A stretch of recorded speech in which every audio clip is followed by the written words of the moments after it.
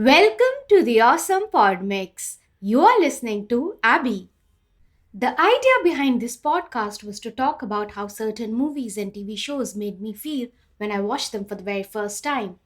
A reputed filmmaker once said, when a piece of art invokes a similar feeling amidst a large audience, it's the triumph of the filmmaker. That's the magic of cinema. I love the magic of cinema. Today I'll be talking about the 7th episode of Marvel Studios' She-Hulk, Attorney at Law. Whether Marvel creates movies or TV shows, they are all cinematic. This episode's title is The Retreat, written by Zeb Wells and directed by Anu Walia. It's the 4th series to have a Kevin Feige production credit after Hawkeye, Moon Knight, and Ms. Marvel. Now that we've received confirmation about Hugh Jackman returning as Wolverine in the MCU, I believe that the man fights with metal claws and bar-brawl excerpt was pointing at Hugh Jackman's Wolverine. The episode opens with Josh's text which reads, "I can't wait to see you." When Jen opens the text message, we take a look at some previous messages where Josh asks for Jen's address. Why? Why does he want her address? His response is he would have to drive around her neighborhood screaming her name. How do you know where she lives? His revert reads, "BRB gonna drive around all of LA." She laughs and gives him the address. Rookie mistake, Jen. You don't share your address with strangers like Josh. In one seamless shot, Jen shuts the door to change and instantly walks out wearing a summer dress. We proceed to see her eating string cheese from the refrigerator, drinking a shot, replacing some magazine with a book on the side table, and taking a selfie. This guy doesn't deserve you, Jen. Jen and Josh have a dinner date at a taco food truck. There's a QR code which takes you to Tales to Astonish 1959 issue number 48. Jen and Josh go on 2 more dates, including one at a drive-in movie theater. After they spend the night together, Josh ghosts Jen. I knew this guy was sketchy. At the GLKH office, Nikki asks Jen why did she not inform her about being nominated for Female Lawyer of the Year. Maybe that's where she'll wear the silver dress. Back at home, Jen is watching the Great Muppet Caper movie where Miss Piggy bends the prison bars. Jen is trying everything including yoga to distract herself from Josh. On a Sunday morning, Chuck Donnellan, Blonsky's parole officer, informs Jen about receiving a malfunction alert on Blonsky's inhibitor. He also wants Jen to accompany him just in case Blonsky has turned into the Abomination. Jen makes the drive to Blonsky's retreat called Summer Twilights. Chuck recalibrates Blonsky's inhibitor. Blonsky mentions an incident about saving his favorite chicken, Princess Silk Feather, and that's when he got an electric shock. I thought he was making things up. It's very tough to believe this guy. When Jen is about to leave, Man-Bull and Águila destroy Jen's car Prius Prime. Jen learns about their backstories and her response is, the backstories are unnecessary. When Man-Bull makes a mechanical bull joke, I was like, not bad. Jen tries to find a signal to call a tow truck. As Jen and Blonsky are moving around the retreat, they pass by a bunch of chickens and Blonsky says hi to Princess Silk Feather. Was this guy not lying?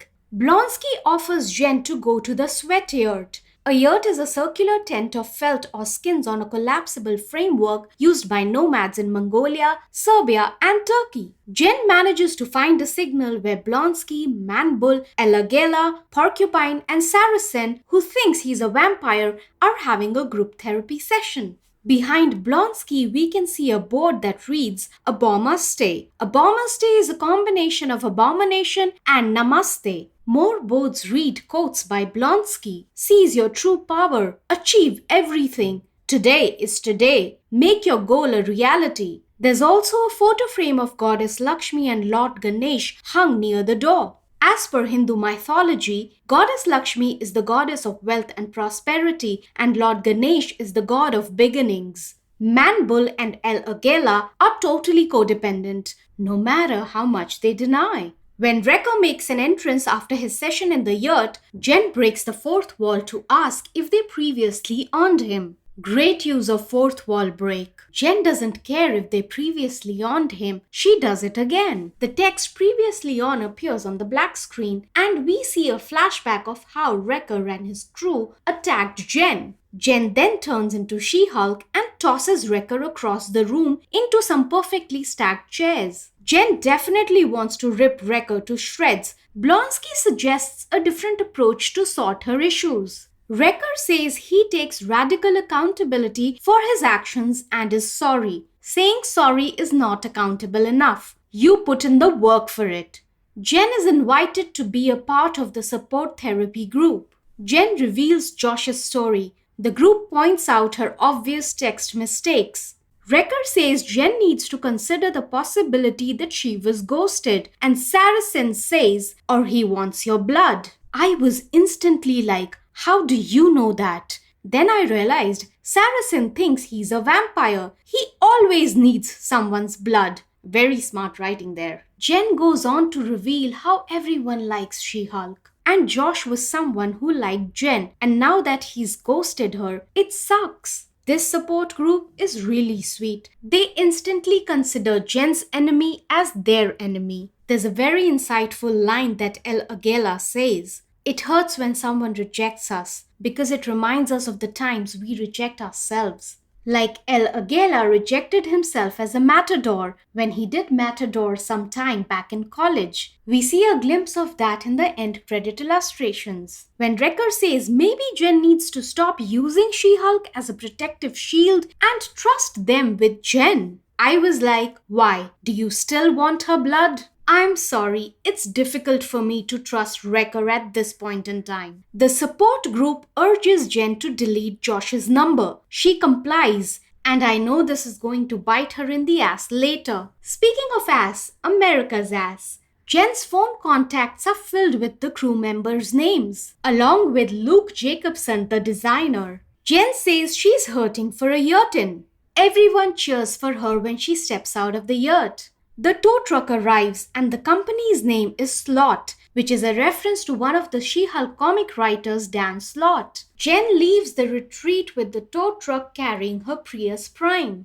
3 days earlier, Josh clones Jen's phone and clicks a picture of Jen sleeping. What a creep. Is he gonna post this on Intelligentsia? He doesn't know that Jen knows about the website Intelligentsia. Josh sends an emoji message to the Hulk King suggesting that he succeeded in procuring Jen's blood.